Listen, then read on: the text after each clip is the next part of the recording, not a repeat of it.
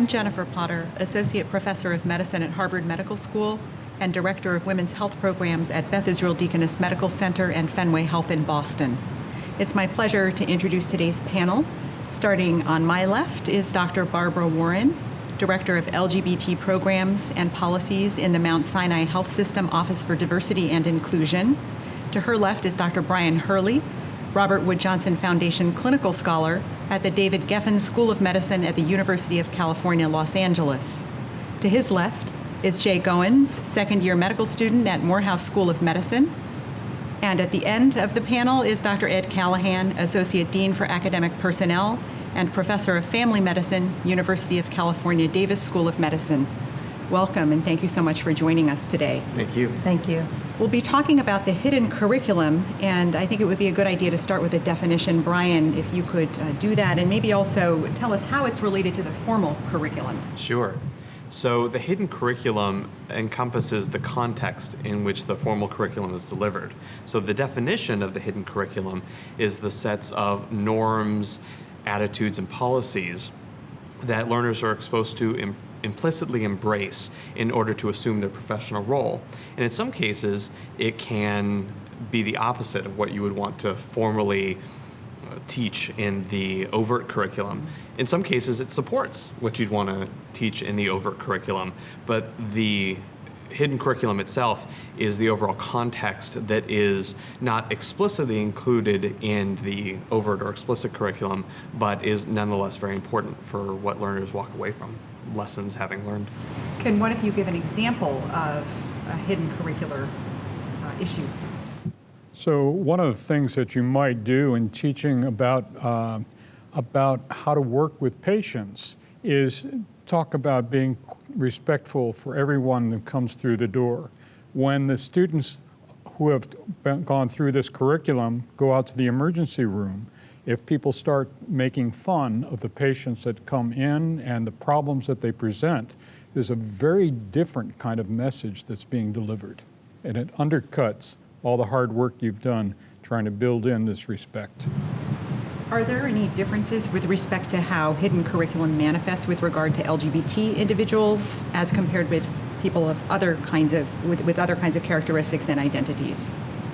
I think that my experience has been, and I teach both in the medical school at the Icahn School of Medicine at Mount Sinai, and I teach in our residency, our postgraduate medical education program, is there's a great deal of visibility and emphasis and explicit training and teaching around cultural competency, around racial, ethnic, around issues related to gender, male and female, around issues related to even socioeconomic status and poverty.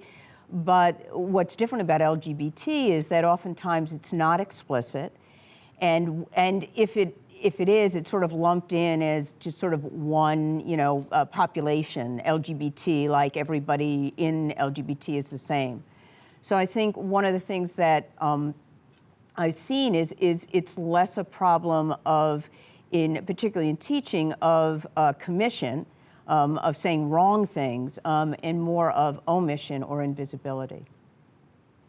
So traditionally, medicine has been silent about LGBT issues.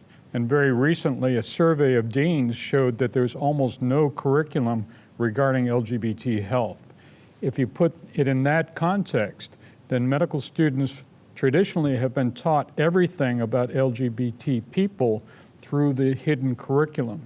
The hidden curriculum is very much subject to the cultural biases and the unconscious biases that we as a culture have.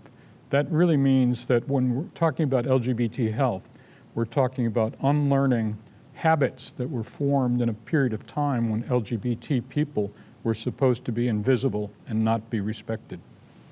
I think what we're really getting at here is some of the ways in which the hidden curriculum can disrupt the learning environment, particularly with respect, for trainees to be able to learn LGBT type material. And I'm wondering if you can elaborate on that idea of the learning environment and the disruptions that occur.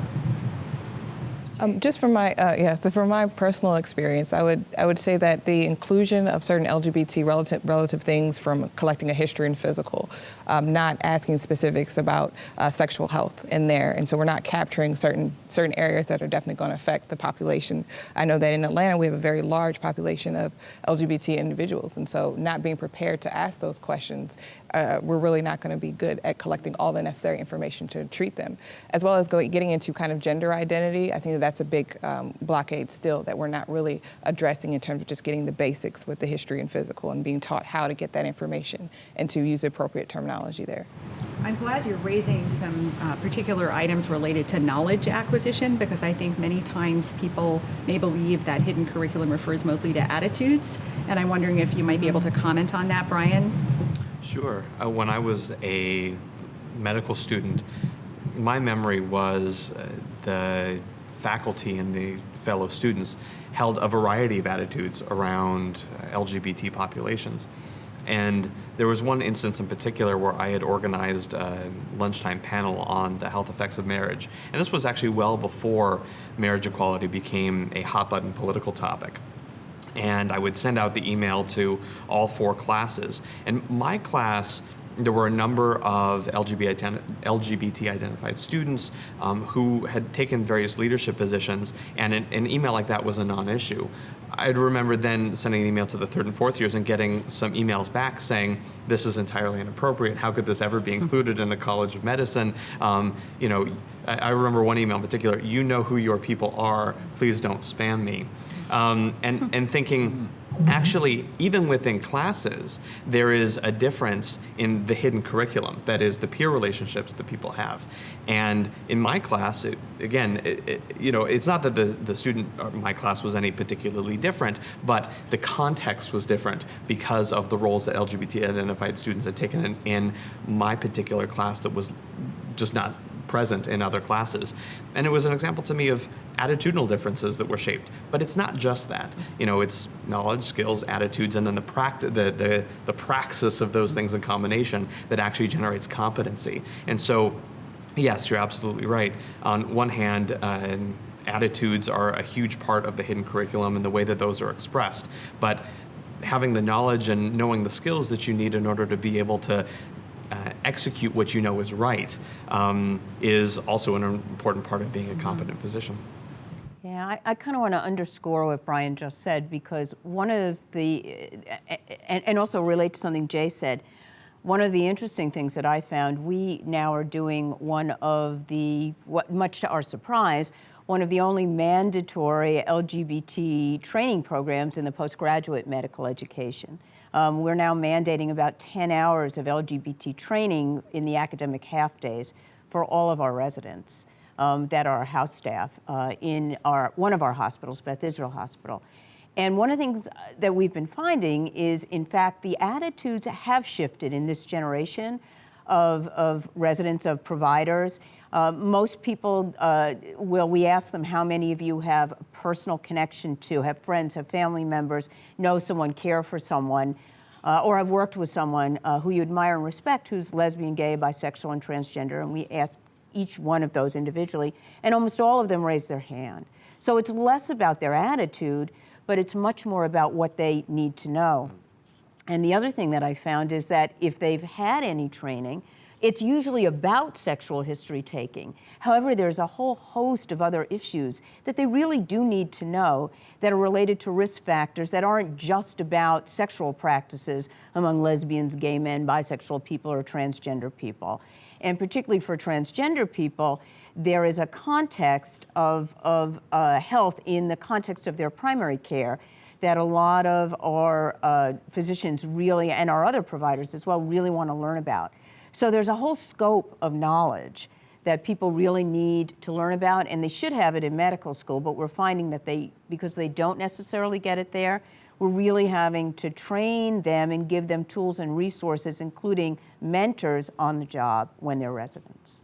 Jay, I'm wondering if you could just add in your perspective as a student. Just building off of that, I think that there needs to be a link between the attitudes and the knowledge, and I think that's something in terms of normalcy. So I think that if you see it in medical school, in your clinical case prompts, that you're seeing the marriages, or you're not necessarily only focusing on these heterosexual couples, that then it doesn't become as big of a surprise. I think the more we stress isolated cases of these classes are dedicated only to LGBT health, then maybe that's a disconnect from the rest of the knowledge base. So I think there should be a seamless integration from the beginning, and that could be as simple as, like I said, putting it into our case prompts, or having our standardized patients, maybe expressing those different types of histories. And I think that does need to span the gamut from sexual health to mental health and such.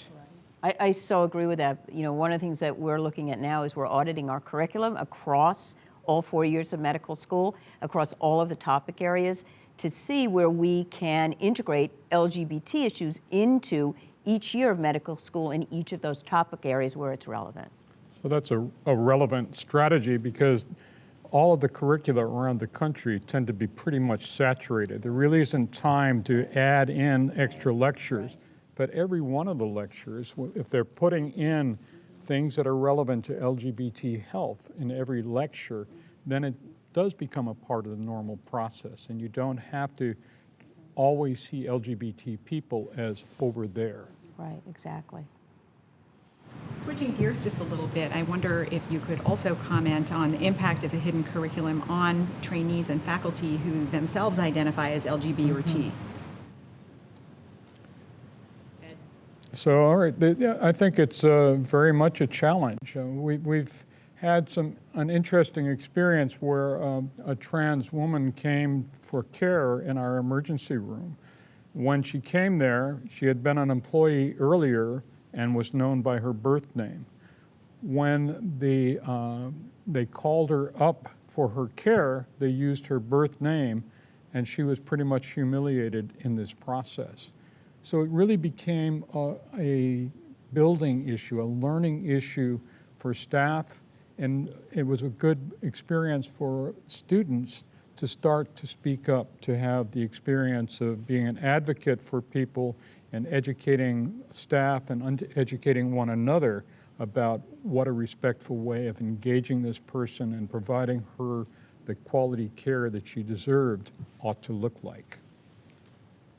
I feel really passionate, though, about this topic, because one of the things that annoys me, quite frankly, that I see all the time, is that the responsibility for illuminating LGBT health and teaching LGBT health, and even the responsibility for implementing LGBT culturally competent care within a system, defaults to the people who are LGB, and there are very few T people, who are out in the system. And the allies kind of get off the hook, in a way, or the non-LGBT faculty and providers get off the hook. And I think we have a number of non-LGBT identified faculty in our system who really are taking responsibility for using their expertise and their knowledge, and for role modeling it to other providers and other faculty, that they take responsibility for how they role model the treatment of LGBT patients, and also for making sure that the curriculum and the teaching that they do is inclusive of LGBT issues and concerns. The other thing I think is we really need to create a pipeline for transgender people into medical school. We have one openly transgender identified nurse practitioner extraordinaire, the amazing Zill Goldstein, who I work with. And now that the system is really interested in increasing the visibility for that curriculum content and that teaching and that mentorship, everybody's running to her to do it all. And that's not, possible, and we really need to create a pipeline. It's great to have an openly transgender practitioner who's role modeling being professional and people get to know and has expertise, but it shouldn't all default to her. It's not fair, and we need to mainstream LGBT health.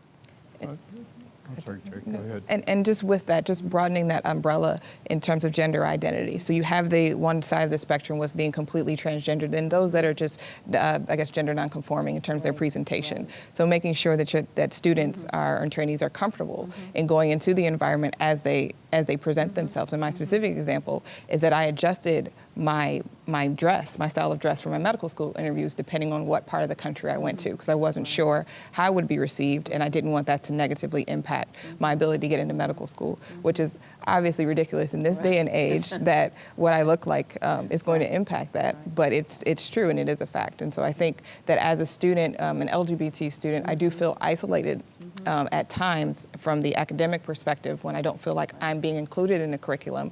But again, in talking about the attitudes, my wife comes to all of my social events with my classmates, and it's not a big deal at all. So I don't necessarily feel that particular weight until we get into the coursework. When you think about what shapes hidden curriculum, it is the pre-existing practices and attitudes and way people relate to each other.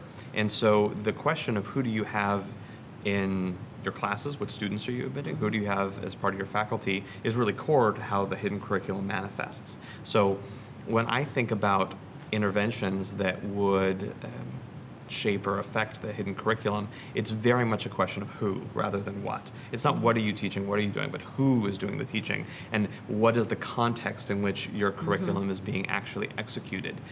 So that makes faculty development, admissions committees, all the more critical. I totally agree the idea of a pipeline for transgender folks into all health professions, because I think there really is, there are some excellent out trans people who practice in all realms, but it's very few and far between, and it really is unfair to expect that the entire burden of LGBT care would fall upon practitioners who are themselves LGBT. It just, that's not a sustainable model. In all of diversity, we can't really, no one group can take care of the health of their own group. We all are reliant on every other people who are majority, people who are not majority. And by being allied with and supportive of people across differences in diversity, we can really accomplish a great deal. What can institutions do to attract LGBT trainees and faculty? So one of the things that Barbara is doing is wearing a pin on her lapel that demonstrates that. In our institution now, many people wear a rainbow flag on their badge, not to say that they're LGBT, but to say that I am a safe space. LGBT is spoken here, it's a safe place for you. I think that's important. I think the one word is visibility. When you know that you are going to be included, when you know that your LGBT identity is not only not a hindrance in any way, but is valued and celebrated and is actually a core part of institutional culture, makes all the difference in the world. There were a couple examples in my experience. When I started medical school, there was a student-organized peer program where you got matched with like a buddy who would just help show you around the medical school. And one of the questions was, do you identify as LGBT or T? And it was a great question on this sort of welcome to the medical school questionnaire, because they were interested, because you knew it was a place where you could say that, you identified that way and as LGBT or T, and then that could become part of who you're matched up with. But you knew it wasn't something outside of the scope. It was actually part of what the institution paid attention to and valued. We just started at Mount Sinai an LGBT scholarship that's LGBT specific. It's not necessarily a scholarship for a person that's LGBT or T identified. It's a scholarship for a student who wants to focus and concentrate in LGBT health. That's great. It's fantastic that we've done that. It's insufficient. We know that too. I always think with all of the millions of dollars that have been poured into marriage equality by some of the more well-heeled donors in our community, I wish they would put some of that money into scholarship programs so that we could, in fact, attract more and help more LGBT and T folks with their medical education. I also want to put a plug in for the allied health professions too. We need more LGBT PAs, more LGBT nurses, because the team approach now is really the approach that is being utilized in a lot of places. And so it takes more than just, physicians, and we need to be able to do that as well. Jay, you mentioned you're changing your dress when you were interviewing for medical school, and I'm wondering from your own experience and that of your peers who are also LGBT and have gone through that sort of similar experience, what were you specifically looking for in medical schools to indicate that it was a safe space? Were there any particular things? So there were some schools that explicitly stated on their websites. So if I was to search for a school name and then had LGBT at the end of it, something pops up. So that's my first indicator that you're going to be accepting of me most likely.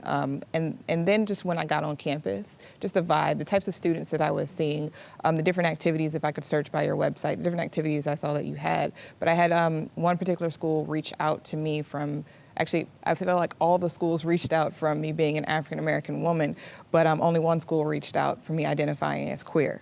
And I feel like that's a good place to start. If there's a particular place where I could say I am queer on the application, then that kind of invites the medical school to reach out to me and those different students to tell me that I would be supported being there. So I know that's a more compound process to add that little box, but I think that it would be a great start. So that way I could show up the way that I'm comfortable, which would then decrease the stress from an already stressful situation of a med school interview. So that's an important message for admissions deans to hear, and it comes more powerfully from you than from me. So thank you for saying it. I actually have a question for Brian and Jay, because they were medical students. You are a medical student. You were a medical student. Was it apparent to you who your faculty mentors and supporters would be when you got into medical school? Was there anything made visible or known to you that these are folks you could rely on or go to if you need mentorship or support? Yes and no. My medical school had an active LGBT student group that was relatively proactive at connecting people to the LGBT faculty who were scattered, for lack of a better word, around the institution. I also remember there being a seminal moment my second year when we had a lecture on male sexuality, and our dean of student affairs at the time went to the front of the lecture hall and talked about how he was gay and talked about how homophobia has tremendous health effects. And at the time, it was relatively recently to what happened with Matthew Shepard. And it was this really powerful example of his coming out not as a way to be salacious or simply, fodder gossip, but more as an instruction that being out can help counter homophobia and that has an important health effect on education. And previous to that, I didn't really know that he was gay, and it was an important example to me that there are LGBT leadership throughout, and actually make that known, make that part of the process. Make that visible, right. I would actually say no. I think that a lot of it was word of mouth in terms of me figuring out who the allies were. It is very interesting, though, that the students in the LGBT students in the fourth year class and those in the second year class, we all came out to the same person independently, not knowing at all who she was in terms of this context. And then that person was able to link us with other people. So I think that faculty like that are key to have, and just making sure that people are more comfortable with being out. And the example is, of course, having like safe space indicators on the door, I think is a good place to start, but also just like your students. Because that's who you're going to network with the most, and knowing you can go somewhere. And if our LGBT faculty were more comfortable coming out, I think that'd be essential too. That'd be key. I think that there's a role also for a very explicit diversity program that very openly lists who you can talk to. To rely on informal networks, I mean, informal networks are very important, don't get me wrong, but if we're talking about something as important as LGBT health and the big threat to that being visibility, I mean, doing the exact opposite of that, creating visibility in a very formalized way can be very powerful. I think, too, that our experience has been that that's really made a huge difference, having now this LGBT program throughout our institution, having designated point people that are identified as part of that program through all of our sites and facilities. My experience recently in teaching this residency course in LGBT health with a couple of my colleagues is I can't tell you how many residents have come out to us, and for them, for several of them, for quite a few of them, it was the first time in their medical education that they came out. just as a result of going through our course. And so, and knowing we were identified as allies and calling us, and then subsequently we've got them involved in the organized LGBT activities. And for them, it was like a revelation, and it changed the whole tenor of their experience. We actually ask our residents when they start, when there's a questionnaire about whether or not they are LGBT or not. They're asked for their sexual orientation and gender identity, and they're asked if they'd like to be put on a support group for activities around LGBT issues. And so more of them are coming out year by year in this process. The university as a whole has an out list. So it's the main campus and the School of Medicine. And we have many people from the School of Medicine who have their pictures up and are part of that out list. That's valuable. I'm not sure how much medical students go there to look for information. So we need to go further with that information. Certainly, what we've been talking about is that the greater the degree of visibility, the more comfortable people start to feel, and the more familiar everyone becomes with this whole area. I wanted to go back, Ed, to something that you mentioned that I thought was very interesting about what one might do at an institution when there is a misstep. Because we're talking about hidden curriculum and internal biases, and just as with racism and all sorts of other isms, we're going to be working on this stuff for a very long time, and I really believe that we can strive to the utmost goal, but it's going to take us a very long time to really get very close to it. So if we could come back to that idea and think a little bit about what can we do in our institutions when there are these little mistakes, errors, hurts that happen, how can we handle that in the best possible way? So perhaps one of the things we can do is to think about this in terms of professionalism and recognize that all of us are striving to be the best possible professionals that we are. And all of us are going to make mistakes in that process. So when a mistake happens, we don't want to fire the person and get them, maybe once in a while you do, but most of the time it's a remediable thing, and an apology and a way of bringing some restorative justice into the process can be a growth experience for the person who made the mistake, as well as for the people that heard it. And with issues like LGBT unconscious bias, there are going to be times when people make those mistakes, and you don't want to destroy the person, but you do want to use that as an educational opportunity and have the person grow, and have the student or the resident or the faculty member who is the target of that microaggression grow in their ability to stand up and take care of themselves. This is where faculty development is key, and where leadership that emphasizes LGBT being an important and essential part of faculty development for everyone is also key. And so we've seen recently that we did a sort of an overview training on the importance of addressing LGBT health in the context of both medical education and direct care institution-wide.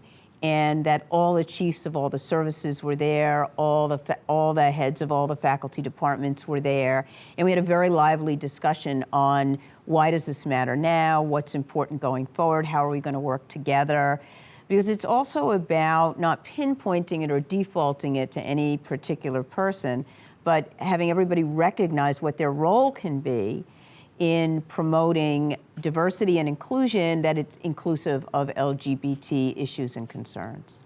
So I think faculty development and leadership around faculty development from deans and from chiefs of services is really key.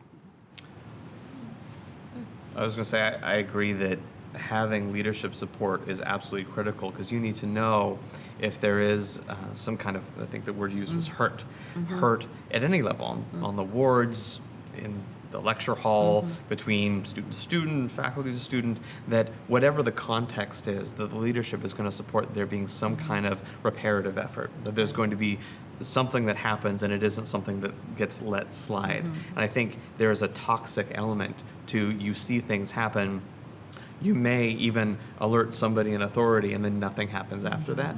Having a leadership that is vigilant and actually has a process for taking action is a much more healthy situation for an institution than one where these hurts go by unaddressed.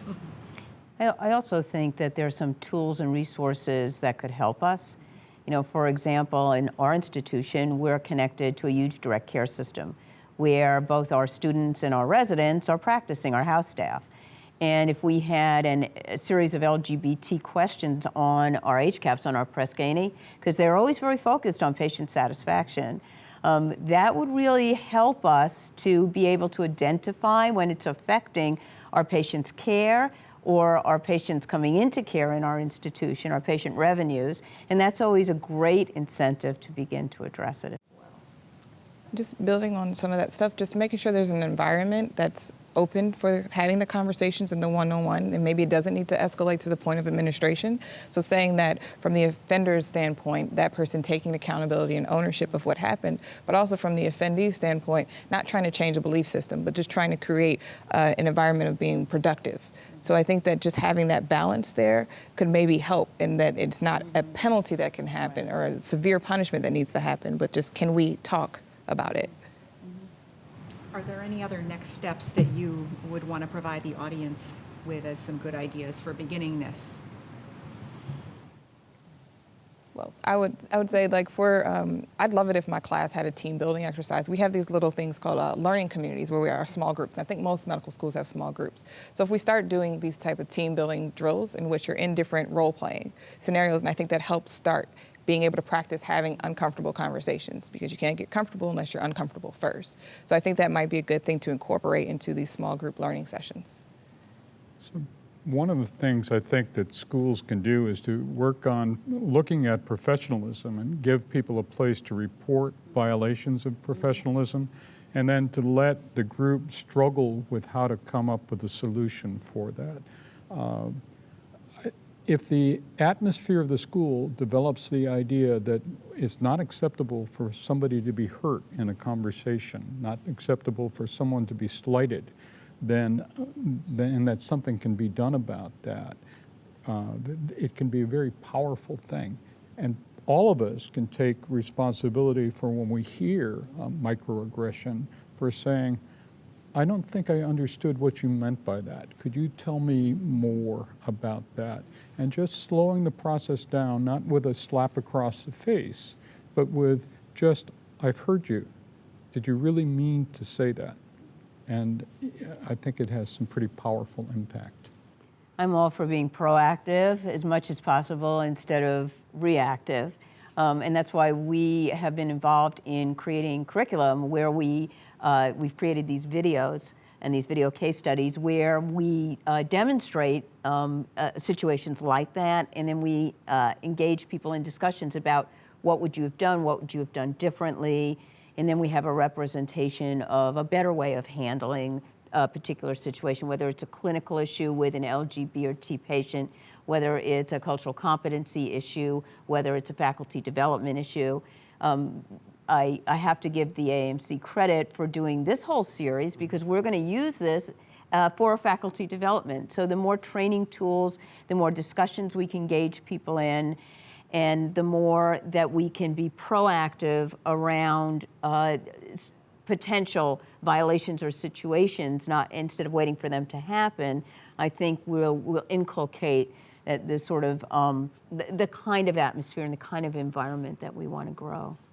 My audacious recommendation would be to assemble a group, not unlike the group of people at Mount Sinai or other institutions have dedicated LGBT centers to define a strategy. And really would be looking at your overall goals and then thinking about who do we need in order to accomplish this? How do we develop the people that we already have? Who would we need to bring on board, in what positions, in what ways? And then think through the actual tactics. So what do we put in the curriculum? What policies do we have around professionalism?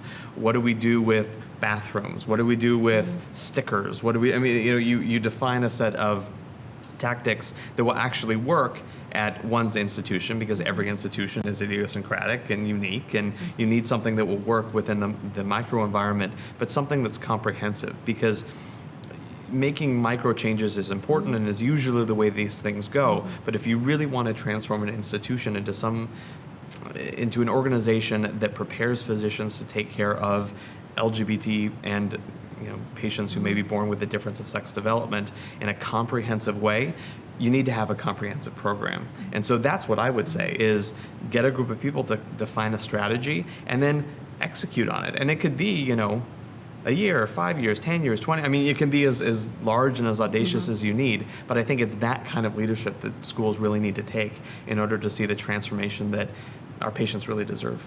You know what, though, Brian, one of the things that was really helpful to me when I first started doing this work a couple of years ago, because I was the designated person, even though I had some people. Team. Yeah, I was the team. Was the fact that I was able to reach out to colleagues like Ed and folks across the country who had already had some experience, and that we were able to share the tools. Because yes, you're right, there is some stuff that's idiosyncratic, but then there's a lot of similarities. And we're developing this toolbox now that we all have been using, whether it's our videos, our curriculum, different things and different resources. And it's one of the things that I found really incredible is how much across our academic medical centers, those of us who have been working on this issue have been willing to share with each other and to create this sort of universal set of tools so we don't have to reinvent the wheel every time. There are some best practices that we absolutely know have been established, and that we can support each other as we sort of push the envelope forward around LGBT inclusion in mainstream medicine and in mainstream medical education. That's a great role for the AAMC. Absolutely. Well, I think that's a good place to stop. We have done a really good job at reviewing the topic of hidden curriculum and really coming up with some very practical tools and suggestions for institutions who wish to perform better along these lines. And I hope that will be inspiring to them. Thank you again. Thank you. Thank you.